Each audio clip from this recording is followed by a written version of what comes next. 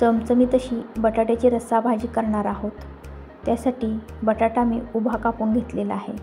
बटाट्याची सालं न काढता या पद्धतीने बटाट्याच्या उभ्या फोडी करून घेतलेल्या आहेत। या पद्धतीने सर्व काप केलेले आहेत। सालं न काढता बटाट्याच्या फोडी करून पाण्यामध्ये ठेवलेल्या आहेत। एक टोमॅटो घेतलेला आहे कट करून, कांदा उभा पातळ चिरून घेतलेला आहे, एक मोठा कांदा आहे।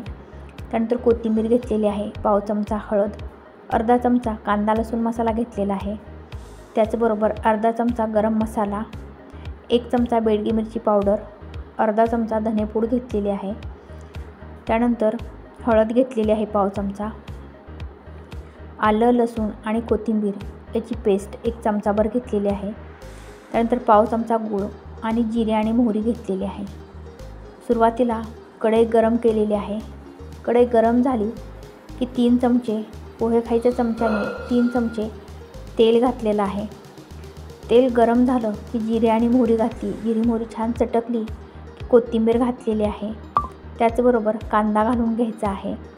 त्यानंतर आलं लसूण आणि कोथिंबीर याची 1 चमचा पेस्ट घातलेली आहे। छान असा हा कांदा आणि आले लसणाची पेस्ट परतून घ्यायची आहे तेलामध्ये, त्याचा कच्चेपणा घालवायचा आहे। त्यानंतर हळद घातलेली आहे, अर्धा चमचा कांदा लसूण मसाला घातलेला आहे, 1 चमचा बेडगी मिरची पावडर घातलेली आहे, अर्धा चमचा गरम मसाला, अर्धा चमचा धनेपूड, हे सर्व पावडर मसाले घालून घ्यायचे आहेत। यावेळी गॅस कमी करायचा आहे आणि कमी गॅसवर हे मसाले परतून घ्यायचे।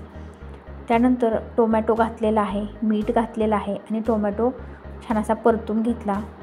त्यानंतर या बटाट्याच्या फोडी घालायच्या आहेत। या मसाल्यांसोबत 1 मिनिटभर या फोडी परतून घेतल्या।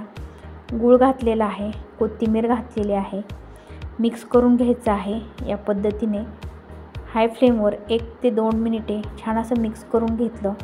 त्यानंतर शेंगदाण्याचं कूट घातलेलं आहे, 2 चमचे शेंगदाण्याचं कूट घातलं। गॅस कमी करून परत 1 मिनिटभर परतून घ्यायचं आहे। या पद्धतीने छान असं परतून घेतलं। त्यानंतर गरम केलेलं पाणी घालायचं आहे। जेवढा रस्सा ठेवायचा आहे त्यानुसार पाणी घालून घ्यायचं आहे।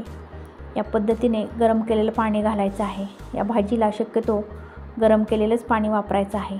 छान अशी तर्री येते, भाजीही शिजायला मदत होते। एक उकळी आली की गॅस कमी केलेला आहे आणि कमी गॅसवर भाजी शिजेपर्यंत झाकण दिलेलं आहे। छान अशी बटाट्याची चमचमीत रस्सा भाजी तयार झाली।